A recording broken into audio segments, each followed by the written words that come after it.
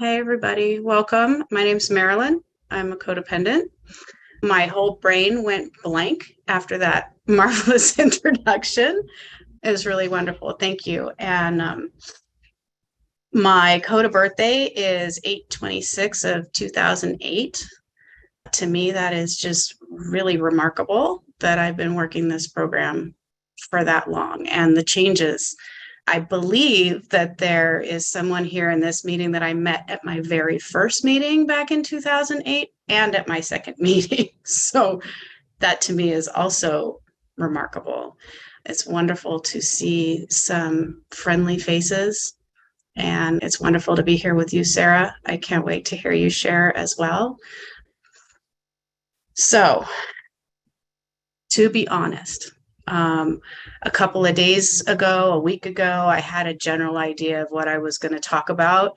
And in a little bit of an emotional space, I got like a 1, 2, 3 sucker punch Friday night. And this is life.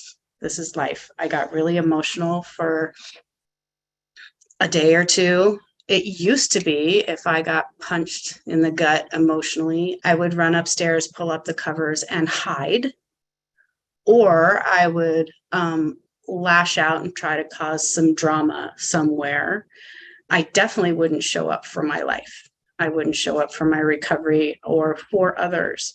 And I was thinking about that today, that it's kind of remarkable that I now know how to show up, even when things don't feel all that great. So just random, I was on Facebook messing around and saw my ex-boyfriend dancing with his new girlfriend like the very first night that we broke up. And I got wrecked because to me, that was just another piece of rejection.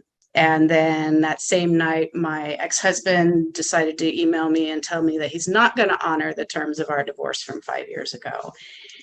And then, note to self, stay off of Facebook. The next thing was my 22-year-old child, my youngest, posted some huge news on Facebook and didn't talk to me about it. And it breaks my heart that there are things going on for her and with her. And I want to be the first one that she comes to. And that's not the story. So all of these things had me being really emotional. And my choice was, do I want to stay there or do I want to do the work? So what's the work? The work is send a message to my sponsor, call my sponsor, reach out to other people, be willing to pull out some of my coda literature, be willing to do a meditation. And the hardest one for me actually was to reach out to we have like a little support group, a group of friends that I met through coda.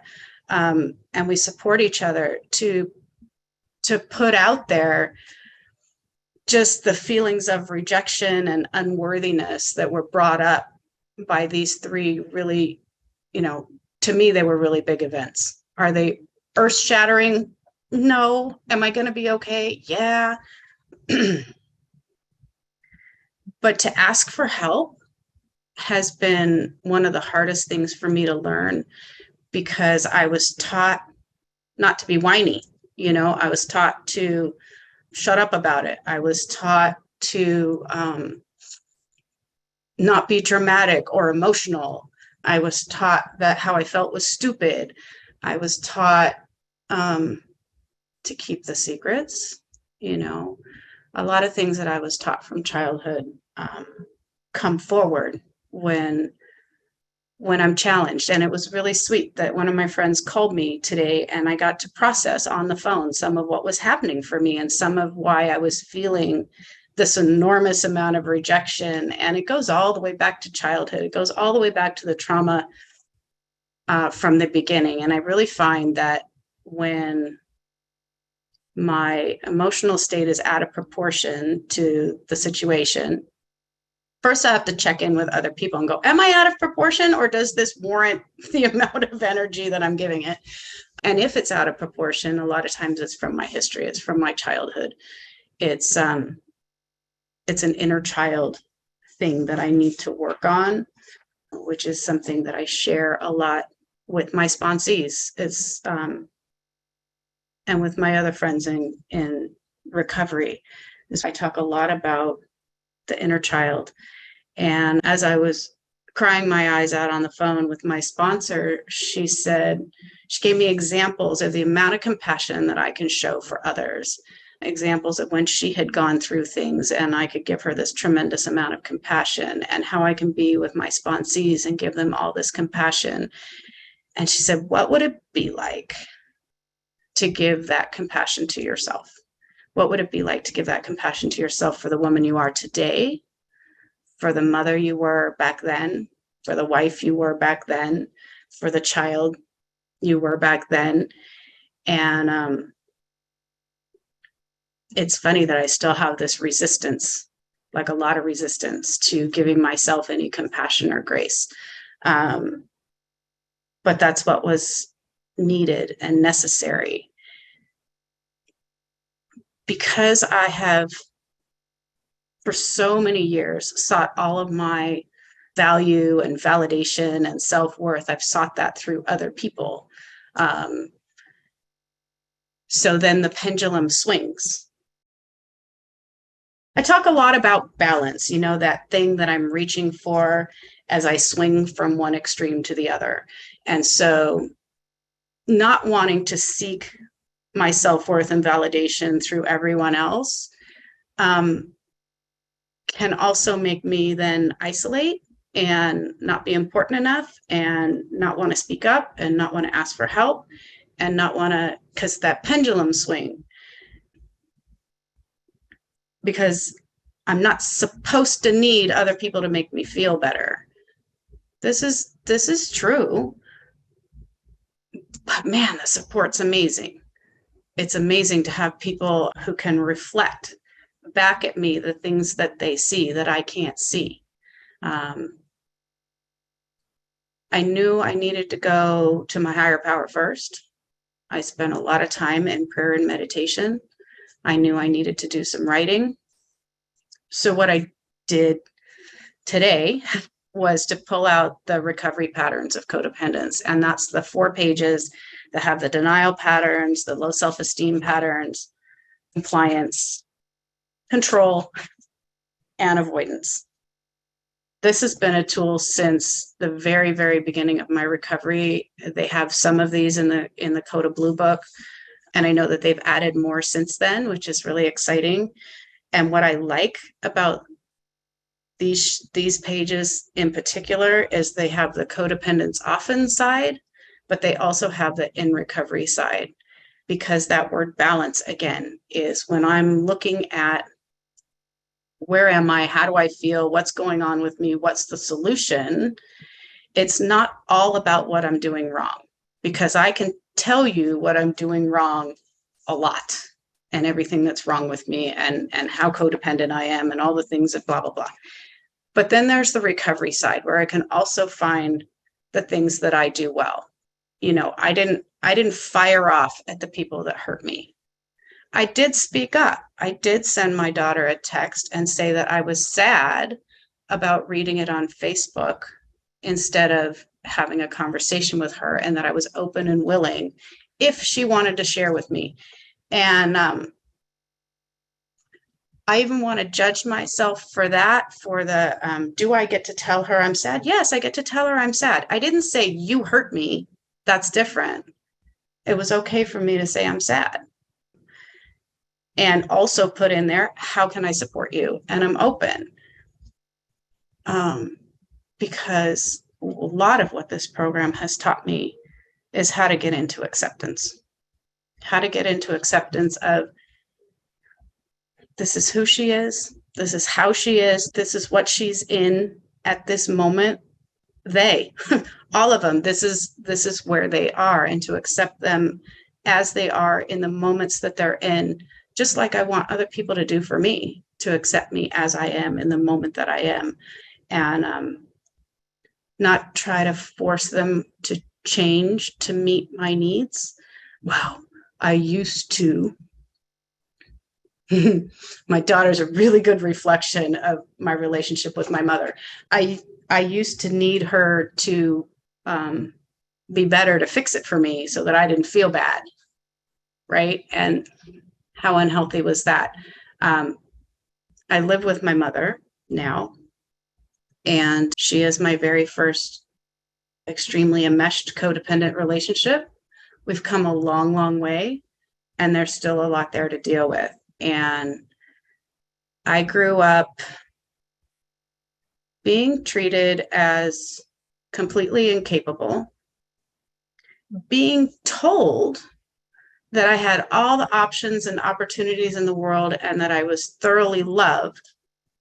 So I'm being told this while at the same time, really bad, horrible, abusive things are happening. I'm being made responsible for how other people feel and even the bad things that they're doing. I'm given responsibility for all that as a child, but then also treated as incapable. So nothing ever matched up. It was all very confusing. The words didn't match the actions. I was getting double messages all the time. And CODA is a really big way to help me sort through that. Back to the patterns of codependence. I take this list, these 4 pages, and I just go through and I mark a little X or a little symbol of whatever the situation is that I'm dealing with today. And where do I find myself? This is my self-diagnostic. This is where am I at? And perceive themselves under denial patterns says perceive themselves as completely unselfish and dedicated to the well-being of others. Because that was part of my rage. I was like, don't they know how hard I tried and how much I did? And doesn't that count for something? And was feeling, I'm like, okay, so this is a codependent trait. And then on the recovery side, it says, I know the difference between caring and caretaking. I recognize that caretaking others is often motivated by the need to benefit myself. So then I get to slow down and take a real look at what is it that I really want to accomplish here? What is the message I really want to get across? How do I want to show up for the other people in my life? Just a couple more. In low self-esteem patterns, I have this one marked for just about every episode I've gone through in the last year. And do not perceive themselves, codependents often do not perceive themselves as lovable or worthwhile persons. And I wrote a lot about feeling rejected and that there is proof of my unworthiness by what other people do. And if I'm going to go around searching for proof of my unworthiness, I can probably find it in other people. But I don't want that to be my focus. I don't want that to be how I live my life, because once I was open enough to reach out and say, hey, I'm hurting, this is what's happening, and to get some really positive feedback from others, there's relief in that. With the breakup, that codependents often are extremely loyal and remaining in harmful situations too long. My first ex-husband, like a long time ago, was extremely abusive. I stayed in that a really long time until I found the next man. Like I couldn't step out of one until I could step into a new one. I came into CODA because of my second husband. We had a 25-year marriage. I came in because I needed to know either how to fix him or how to leave him. Because all there was the problem then. And whoever the he was in my life, he was the problem. He was why I was so unhappy. He was why all this chaos was happening in my life. He was why all my choices and blah, blah, blah. The issue with that is that if he is the sole problem, then he's also the solution. And neither one of those things are true. It took me a while. It took me a while to realize that I needed to work on me, that I needed to change some fundamentals about me and how I felt about myself and how I felt about other people and how I acted in my life. And I stayed with him another 10 years in recovery, working really hard on me. And the healthier I got, the sicker they got. They didn't like when I changed the game. Even when I changed the game to something healthier, I changed my role. And it wasn't really super attractive to them because I started setting boundaries. I started saying no. I started taking care of myself, which can look really selfish to people who are used to me giving my all and everything. My daughter and I have a strained relationship because I spent a lot of years not healthy. I spent a lot of years not okay. And I get that. I have worked really hard and I do the living amends on an almost daily basis to try to be a better person. Doesn't sound like the right thing. To try to be what my higher power would like me to be, how my higher power would like me to show up. Today, I'm able to tell myself he's not my answer. He's not my solution. I find that in my higher power. I find that in a group of Codependents Anonymous. I find that with my CODA community. I find that in a CODA meeting. My solution is here, which is what a relief. What a relief that I'm a codependent and that there's an answer to a lot of this stuff. So I talked about support. I talked about balance. The patterns of codependence have really helped me a lot. They are my go-to. Some of the other pamphlets are about communication and about boundaries, which I go to a lot to remind myself. In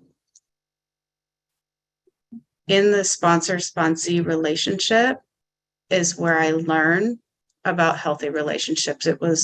I remember sitting down with my sponsor and she said, this might be the first healthy relationship that you have. This is where we practice. And it's a safe space for me to practice because everything's not always perfect because we're human and we make mistakes and we hurt each other's feelings and we get to work through things. And to be able to tell the truth to someone, like all my truth, is such an amazing thing. And to tell my truth and she doesn't get up and walk away is an amazing thing. And then all those years later, to have someone sit in front of me and tell me their truth and have all this compassion and empathy and understanding is equally an amazing feeling. What shocked me, I think it was about 5 years ago when I finally left that 25-year marriage. It finally got to a place of unsafe and I knew I needed to go. So I left and I came to my parents' house and I said, can I stay with you for a minute? I just need a minute to figure out what I'm going to do. My father was battling cancer at the time. I got to be here and be of service to him and my mother. At that time, so I lost my home. I lost my husband. My kids didn't want to talk to me. I lost my car. I lost my job. My dog died. And my father was dying of cancer. And to me, that's about as upended as a life could get. Like everything just poof. And that's when the sponsees came into my life. I said, why in the world, when my life is blowing up, would you want to come and work with me? I couldn't imagine. And thank goodness I had a sponsor to talk all this through with and say, am I even qualified? And for them, it was because I got up every day and worked my recovery despite all of these things happening. I still wanted to give and to contribute to others. Even when I was sad and scared and angry and going through so much loss and confusion, that's when my recovery really kicked in. It took me a lot of years to formulate, to find, to a connection to a higher power. I had a real problem coming in. A little bit more about my story. There was abuse in the church that I was in by the minister, so I had this whole religious negativity big time, and it took me a long time to develop something that really worked for me, a faith that worked for me, a trust in a higher power, and it really came to life as everything was stripped away from me back then, and starting to make choices about the people that are in my life, starting to choose healthy people in my life instead of just accepting anything that came my way, because desperate to be loved. I don't know if anybody can identify with that, but the desperate to be loved. And so it was a miracle to start working with others. And when it's just a little mini blew up my life, because I went really far down really fast with this guy that I dated for like 6 months. I kind of had a little codependent meltdown. I couldn't believe that that's what was happening to me. I thought I should be better than that, being all recovered and stuff. No, I'm recovering. And it was a 6-month crash instead of 25 years. And I had a period of time where I thought my sponsees need to quit me because I'm making a mess of my life again. And no, that's not what happened. We continued to work together and we continue to share, because it's an equal relationship.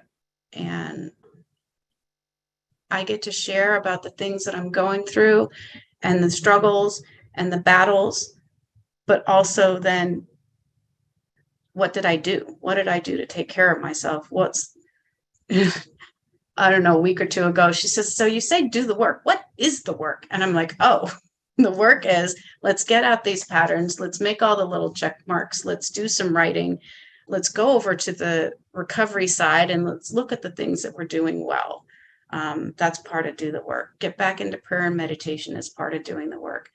Reaching back out to people because I had isolated, because my best idea when I'm struggling is to try to shut it all down and not let anybody know,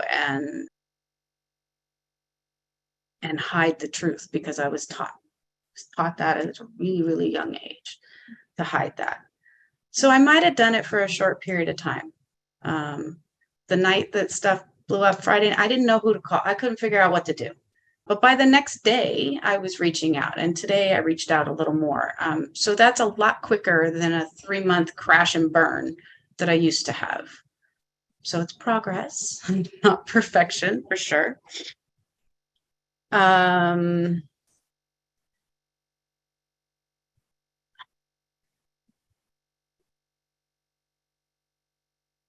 wish that I had made more notes. I wish that I was better prepared. I think that this program is miraculous in so many ways.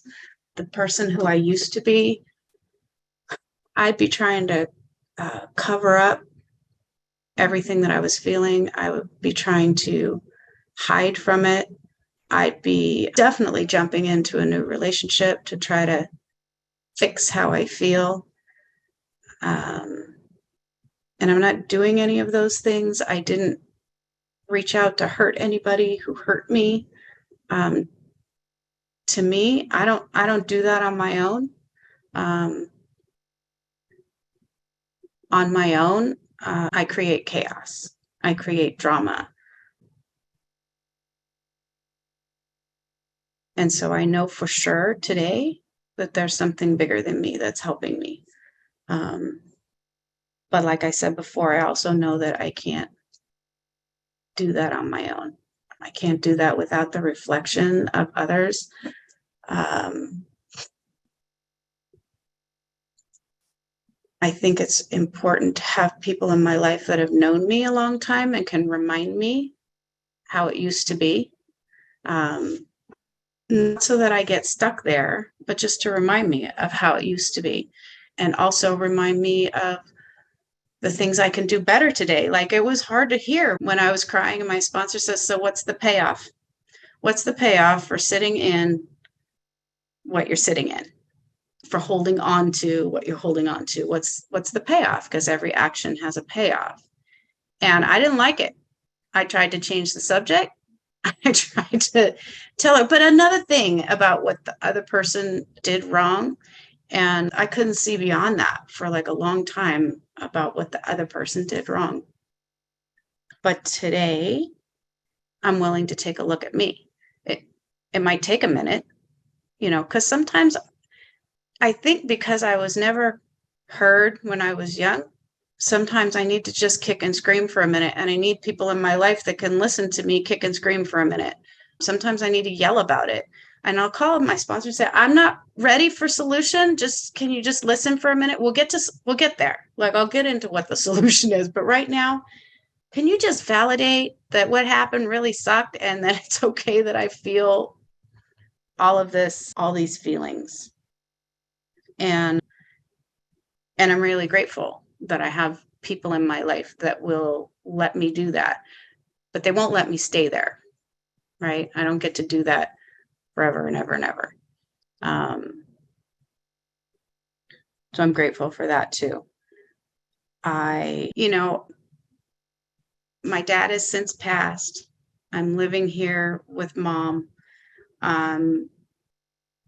Dealing with some of the childhood wounds while trying to do adult life. And I'm grateful. I'm grateful that I get to show up today, that I get to be of service today, that I also get to figure out what do I need to do to take care of me. And that the picture is so much bigger than the little tiny things that I see. I can get so stuck in all of the little tiny things. When the picture is so much bigger. And if I can just stop and breathe and open my heart and open my mind, magnificent things can happen. And I love you all so much. Thank you for letting me share. Thank you, everyone, for showing up for yourself. Thank you for showing up for me. And thank you for giving me the opportunity. Thank you. If it's okay, I'm just going to do a brief introduction.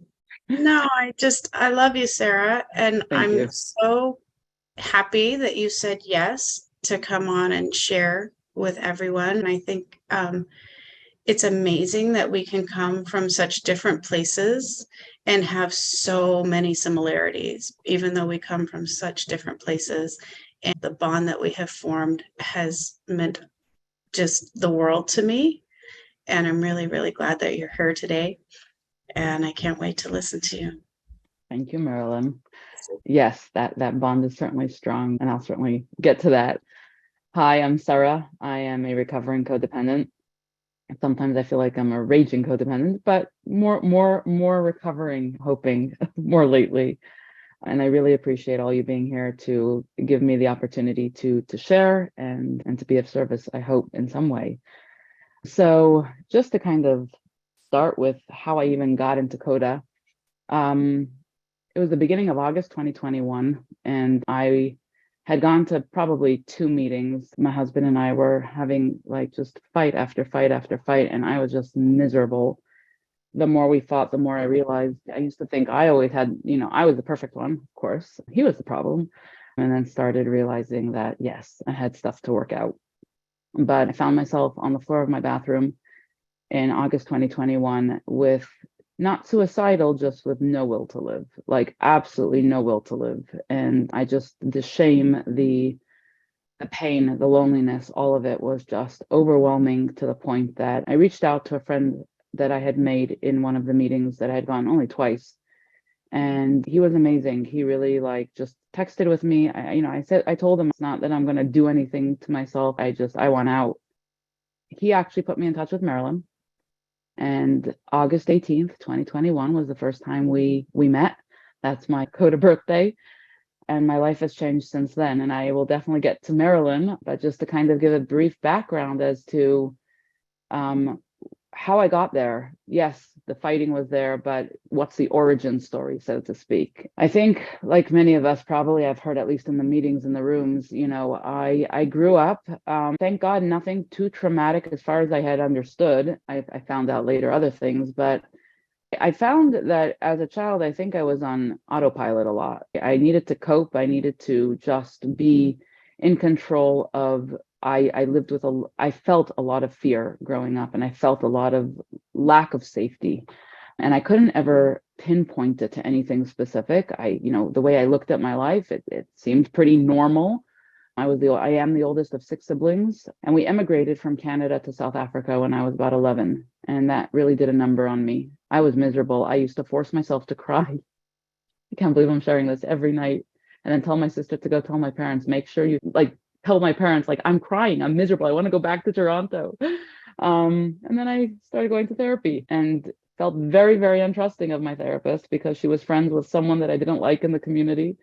I was a kid. I was at that point 12. And anyway, it was quite an adjustment. It's a very, very British kind of culture. I was coming from a very North American culture. I had left a lot of friends, and it was just really, really different.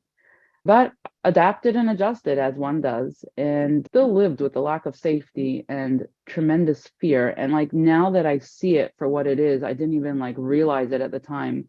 I just became super organized, super controlling in terms of myself, so that everything had to, almost as if I were OCD, to make sure everything was as I left it, so that I could control what I felt was the chaos around me. But, at least internally, I felt like I was controlling. And that's probably where a lot of this started. Every time something happened to me growing up, I would tell that narrative that I always had, that I'm unsafe and I can't trust anyone. And I would put more fodder into that narrative, saying, "Oh, okay, well, I'm right. This is exactly what it is. Nobody's here to protect me." I was carjacked in South Africa at gunpoint when I was 18. I was very much alone in that regard. I was able to save a baby at the same time, but yet the thing I walked away with from that was, see, I'm alone. I have to take care of myself. There's no one to take care of me. So what I did in those days, I'm not in those days, I'm talking until a few months ago, was constantly look for the negative and constantly look for empowering that narrative that I am alone. I have to trust myself. And with that fear came a lack of ability to voice myself as well, to give myself voice, to get in touch with who I was. I felt extremely, and even today, I'm much more present, but I felt extremely disconnected.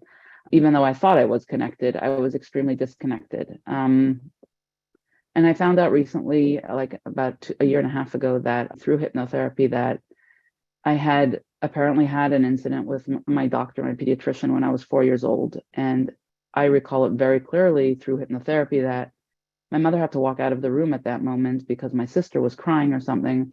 And then that is when the doctor took advantage. And all of a sudden, things kind of fell into place for me as to my fear and my inability to always explain that fear. I always just lived in fear and lack of safety.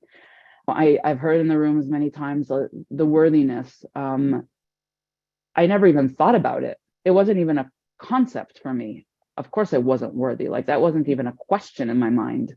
And when that started to come up, as as a codependent, oftentimes we feel this lack of worthiness.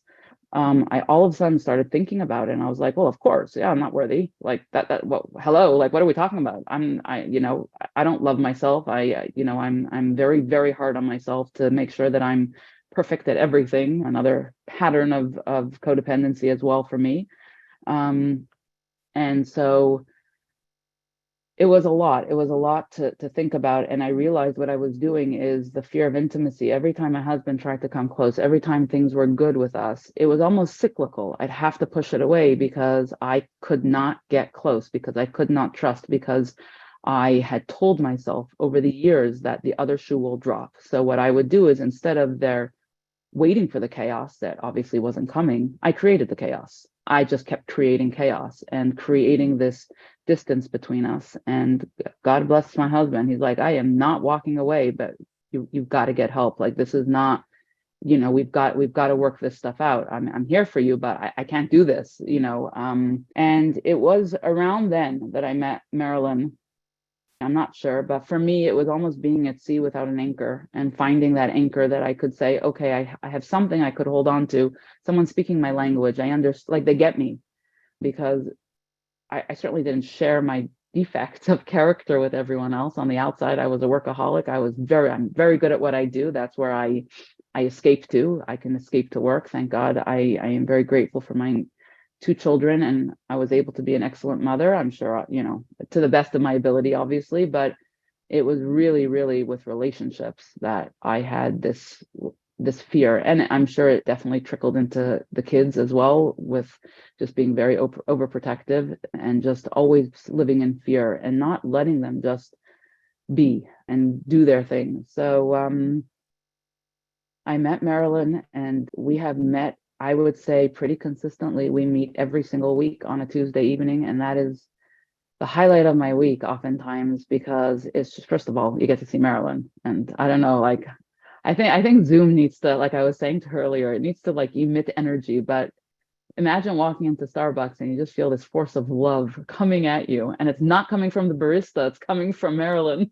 So, it's we get to see each other every week, and she's heard all my crap, and she has sat by and listened and offered advice when necessary. And I am so grateful for her, not just compassion, wisdom in knowing when to offer the compassion and when to offer the advice.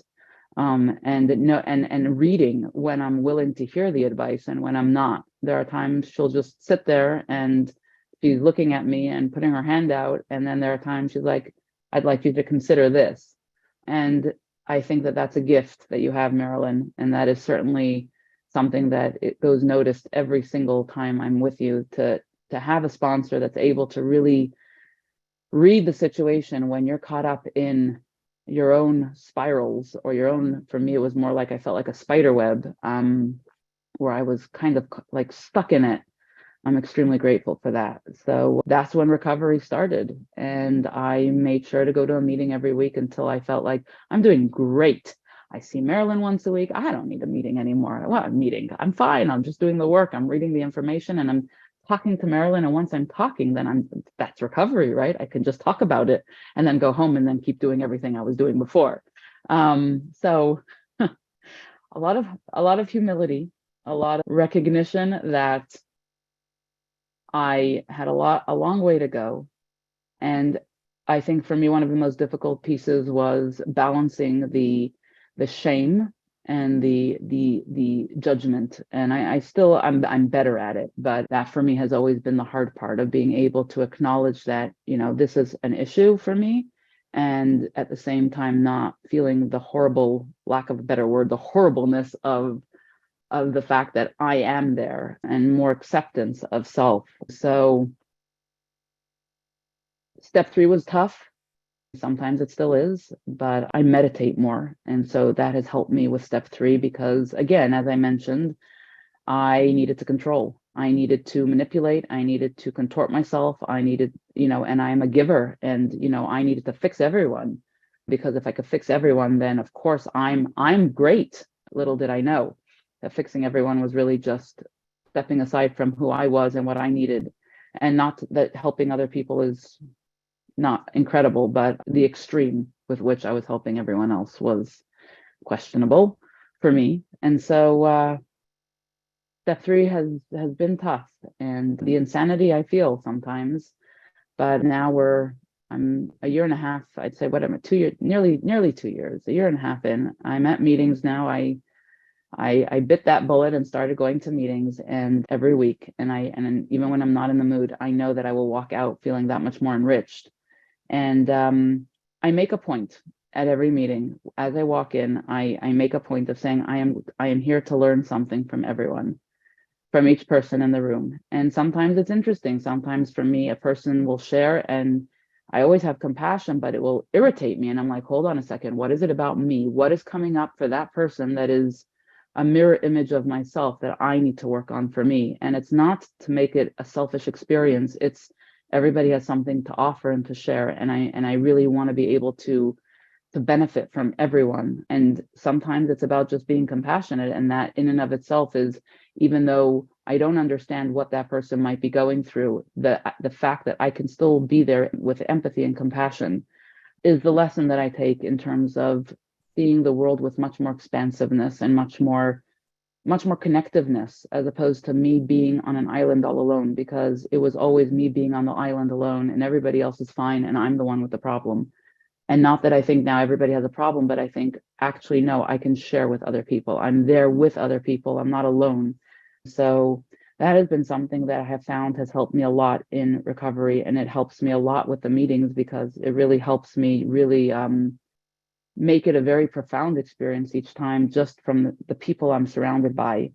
Another thing I noticed about myself, I did step 4 with Marilyn, and it started with the resentments. And I found a pattern that kind of moved through my life, which was lying by omission because I was too scared to speak, and fear. And I mentioned that earlier. I never really realized how much it played a role until I started doing my resentments. And it was page after page after page with the same two things: fear and lying by omission, by not speaking up. And it was extremely insightful for me to see how often I negated myself in a situation just so that the other person could feel good, or I didn't want to disappoint the other person. I didn't want to cause any rumbling. So let the other person have their way. I can handle it. And little did I know that I couldn't, but it was extremely insightful. And then we got through that, and I said to Marilyn, okay, well, I'm at step 6 now. Like, who wants to keep their character defects? I don't want them. Like, let them go, let them go. And she's like, okay, just sit with it for a little bit. Like, let's just pause here. And all of a sudden I'm starting to, like, now that I understand that I have a shovel that I can dig a little deeper, it doesn't just stay surface. I'm like, oh my God, I just noticed this about myself and this about myself, but I'm not ready to give up everything. This works. And that's when she smiled and was like, yeah, that's why step 6 doesn't happen right away. And I was like, actually, I'm going back to step 4. And there's a book that I was reading, Drop the Rock, and it talks about how this person had a hard time saying character defects, and they called it a character glitch.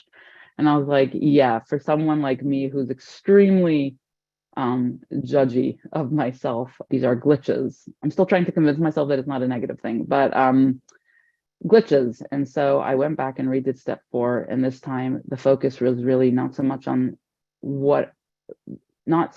the resentment part, or not so much my interactions with other people, but really more so really digging deep to figure out what was it about me that kept me resistant, that kept me kind of shackled a little bit internally, not externally. My relationship definitely has improved with my husband, but I was still doing that cyclical thing where things were good, and then every couple of weeks, 6 weeks, all of a sudden I'm out deflecting, defensive, contorted, projecting. And I was feeling gross about it. Like, it felt like clothes that didn't fit anymore. And I'm really like trying to fit into these clothes. So I realized also in that, doing that with Marilyn, that I got stuck on the labels. I am compulsive. Okay, cool. So I'm compulsive. And that justified it. And that's me working on myself. Now I'm good. I should be healthy because I just noticed I'm compulsive. And then digging deeper. And it was a woman actually in the meeting that was putting a lot of labels on herself. And I remember thinking to myself, like, wow, I do this too. And how is it like, and I walked out of the meeting thinking to myself, like, for me, I wasn't judging her. She was definitely going through a lot. But for me, it was like, I'm doing this, but this is her second time in the meeting. I've been here a year and a half. And where am I with this? I keep labeling myself. Look at labels all over my body. But what am I doing to remove those labels? What am I doing to ask God to help me remove these character glitches, for lack of saying character defects? And so I found that doing the 4th step again, and really acknowledging that what I was saying was work, was really me kind of taking a bit of a pause, like, okay, I am compulsive, and therefore that's just okay. No, it's not okay for me. And so what is the work that needs to go into it to get myself to a healthier place? Because I'm not comfortable with where I was at. And that's when I really went back to step 3 again and started really, and still really ask God to remove that which I can't, I'm not in control of. And what I have found is I am slowly, my paradigm is shifting so that I am witnessing myself more as opposed to judging myself more. So I'll notice maybe that I'm compulsive, and then I'll say, oh, this is interesting. I wonder where that stemmed from. Why? And so I'm asking myself those questions, and I'm finding that while I do that, I'm nicer to myself, which has been a big problem for me. And so the spiral into shame has been less so lately. I have found, and I'm saying this really in the last month or two, because I'm really trying to be accountable, and to not be satisfied with just my status quo of, okay, but you're a codependent, so it is what it is. Okay, I am, but I also get to see the light at the end of the tunnel because I get to do the work. So that's kind of where I'm at. I read something, and I'm gonna stop soon, I think, but the book Tools for Recovery has been the Coda literature has been extremely helpful for me. I am learning to slow down because I can get extremely hyper productive as a way of not dealing with the stuff I need to deal with. And so I slow down, and I will literally lie on my bed, listen to music, and meditate, even if it's 5 minutes, but just focus on my breathing, which kind of just reconnects me, because I find that I can disconnect.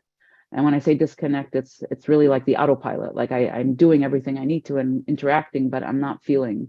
And so I have found that to help me. I have found that I schedule times to take care of myself. Like for me, getting a massage was like, and that's something I really enjoy, was like, okay, that's my birthday treat once a year. And it's like, hello, like if my kid asked me if they could get a massage, it would be like, sure, book an appointment. But for me, it was kind of like, you need to deserve it. And so I book the appointment, whether I deserve it or not, in my head. And then I go through with it, even though it's like sometimes feels like it's this weird, not me feeling, but then I'm so much more grateful for it. And I feel like I'm taking myself more seriously as a result. I really, really strive to be honest with myself and with my husband, because that is the main relationship in which that contortion was coming up.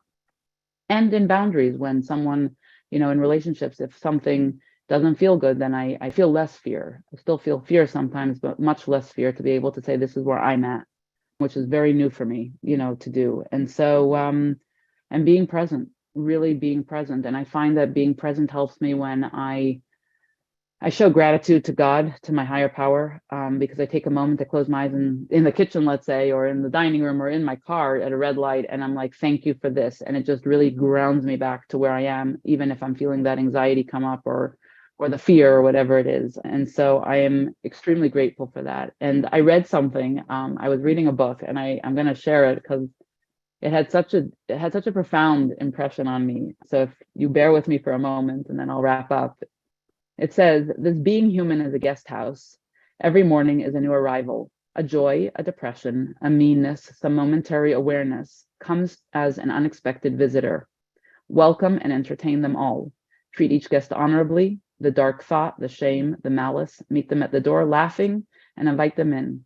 Be grateful for whoever comes, because each has been sent as a guide from beyond. And I keep it up on my wall.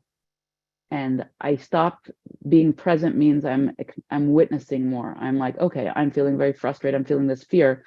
Where is it coming from? Instead of getting lost in the fear. And this really helps me keep focus of these different emotions that I feel with the fear, the anxiety, this and that. And it helps to normalize it. Like, okay, I'm feeling it for a moment. It's going to pass like everything else does. And off it goes into, out the back door. And I've been able to chuckle at myself more because I'm not as like invested in every emotion that I'm feeling. I'm kind of like, okay, I'm feeling it, I acknowledge it, but it's like, okay, what do I need to know from here? What do I need to learn about myself? What do I need to understand about the situation? So work in progress, always a work in progress. I am extremely, extremely grateful for the Coda world, for everybody that participates in the meetings, all of you here today. Every single time I interact with someone who is doing this program, I feel so much more enriched, like my soul's just been soothed more, and it's incredible to see how so many of us are able to get up every morning and push through and be real, and and overcome, or hold the hand of our codependence as we walk along our world. And I have tremendous gratitude for everybody here for giving me this opportunity. Tremendous gratitude to Marilyn for continuing to be that anchor and that the word of wisdom always, and tremendous love that comes through. And I really thank you all for listening and for allowing me to share. I'm very grateful. So thank you. So honestly, yes, Marilyn was my higher power in the beginning when I didn't really understand. I mean, I've always been God-fearing, but I feared God. I didn't fear Marilyn. So I used Marilyn as my higher power whenever I'd had a fight or I, spiraled. She was the one I called, and she was the one who could make me feel better. But definitely with recovery and with her help, actually, she kind of gently shifted me into the right paradigm. So no, I do not see Marilyn as my higher power anymore. She is a very dear friend and a very dear equal partner, and we get to share equally across the table. So yeah, not anymore, but definitely in the beginning I did. I recently heard that there is an email on the coda.org website that is specifically for requests for sponsorship and questions about sponsorship. So that's a really good resource to reach out if you're not able to get to the meetings. So for me, it was, going to meetings and listening to people and trying to find somebody there. But I know that coda.org also has, I believe there's a sponsorship pamphlet as well, and that they've given some workshops specifically here at the Zoom series on sponsorship as well, I believe. I don't know if those are up on YouTube yet or not. And as far as a good match, boy, I'm not sure how that happens. I do know that that I give it a lot of prayer and I give it a lot of openness. And my very first sponsor in CODA didn't work out. And I was really lucky to have someone new come along and gently nudge me in the right direction. So it is an experience, and I wish you lots of luck on that.